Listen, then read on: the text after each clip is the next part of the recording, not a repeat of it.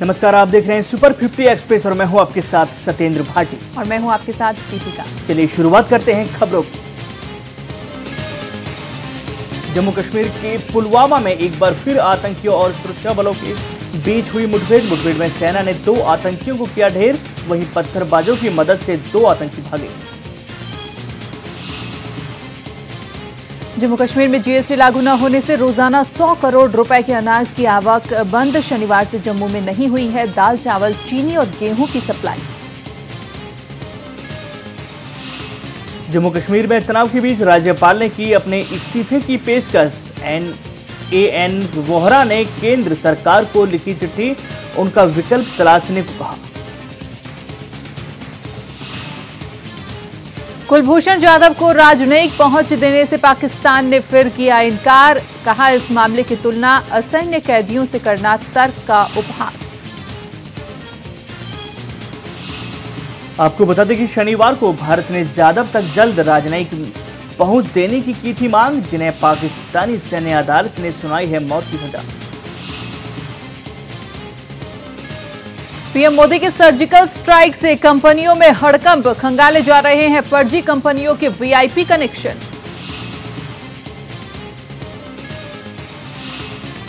GST लागू होने के बाद भी दुकानदारों और खरीदारों में भय। खरीदारों को जीएसटी लगने वाली सभी वस्तुओं की नहीं है जानकारी, तो वहीं दुकानदार भी बिल किस मद से दे रहे हैं ये नहीं है उनको पता।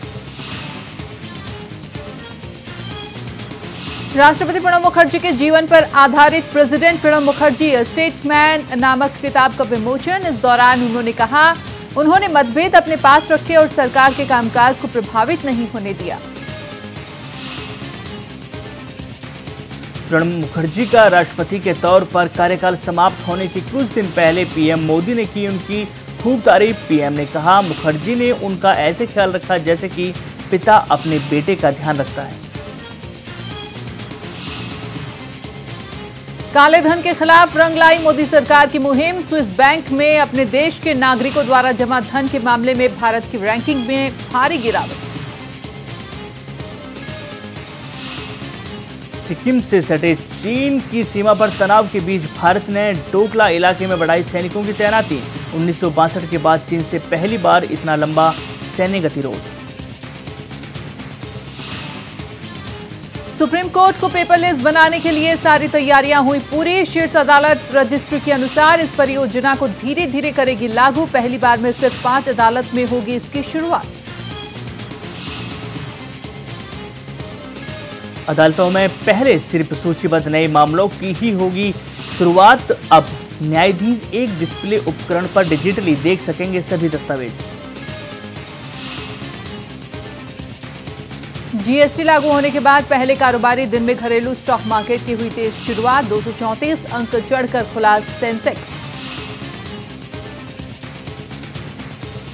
अब एलपीजी गैस सिलेंडर खरीदने के लिए लोगों को अपनी जेब करनी पड़ेगी और ढीली। जीएसटी लागू होने के बाद सब्सिडी में की गई कटौती।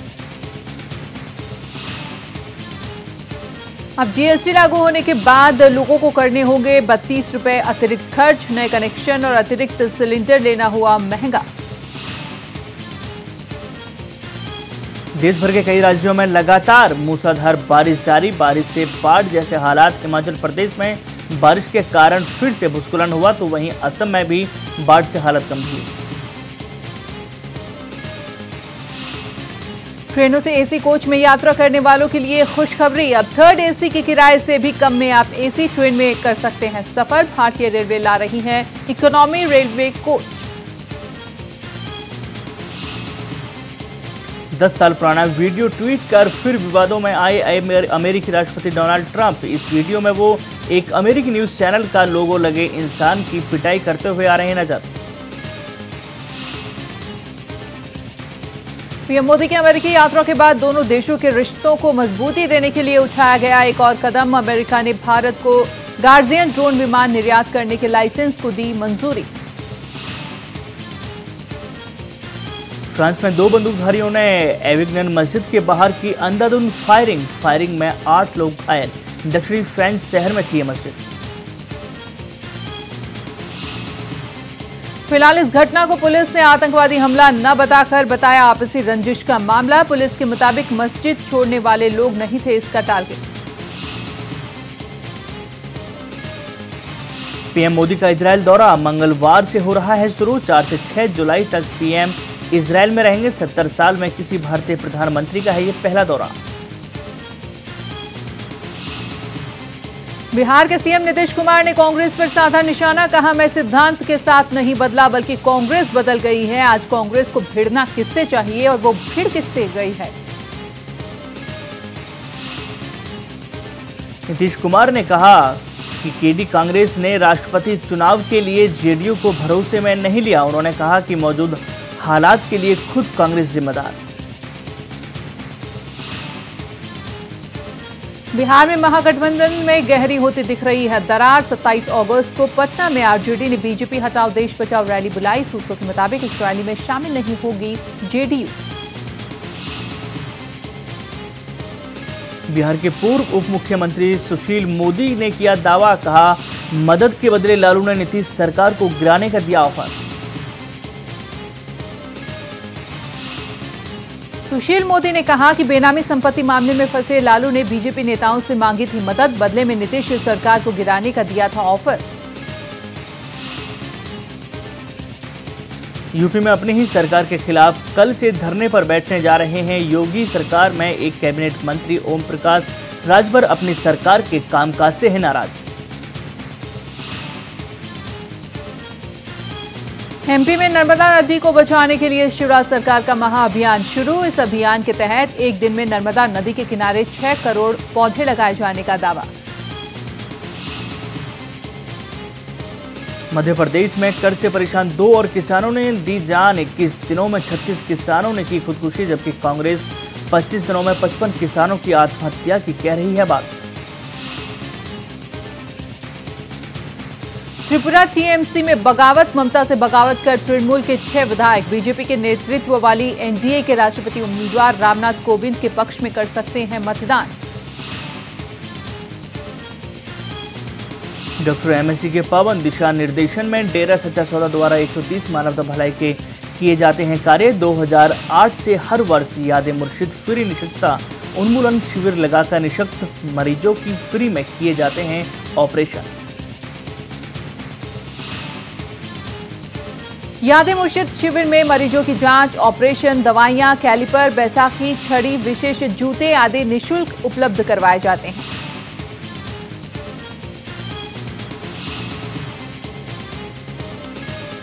इस मौके पर डेरा सच्चा सौदा के senior vice chairperson doctor PR Nain Insan के साथ शाह सतनाम जी स्पेशलिटी हॉस्पिटल के सभी डॉक्टर्स ने मरीजों को कैलिपर बांटे।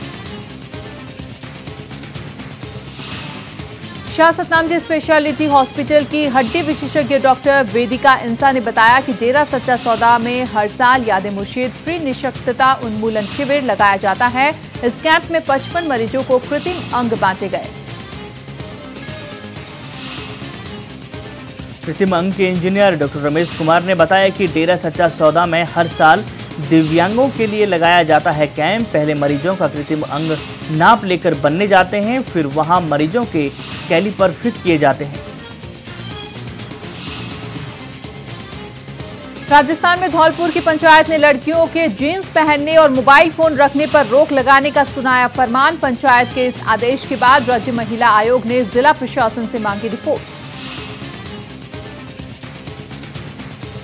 गुजरात में मूसलाधार बारिश से जनजीवन हुआ बेहाल। लगातार हो रही बारिश के कारण गुजरात के बनासकांठा में सड़कों पर पानी भर जाने से तैरने लगी गाड़ियां, कई लोग फंसे।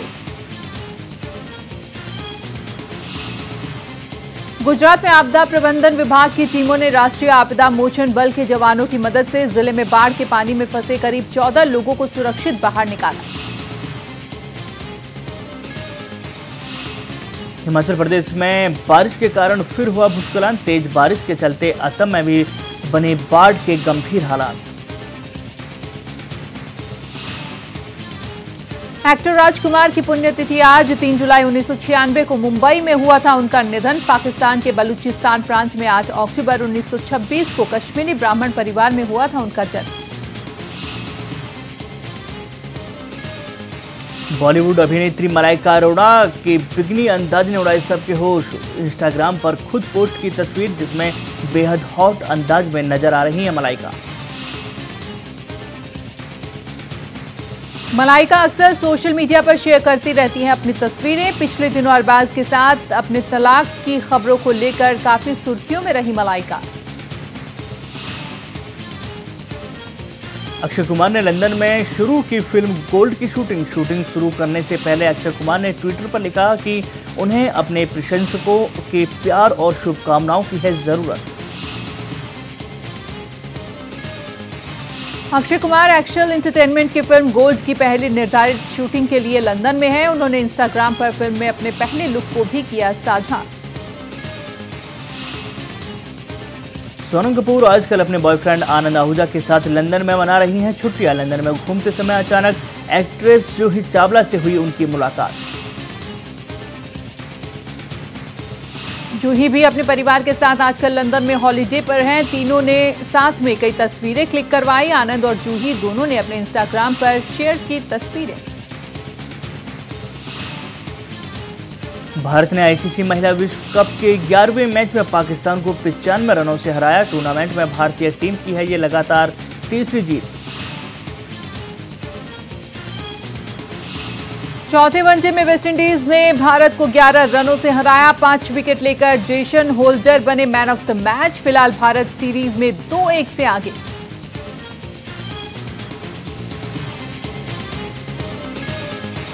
और इसी के साथ सुपर में इतना ही। हमें दीजिए इजाजत। नमस्कार।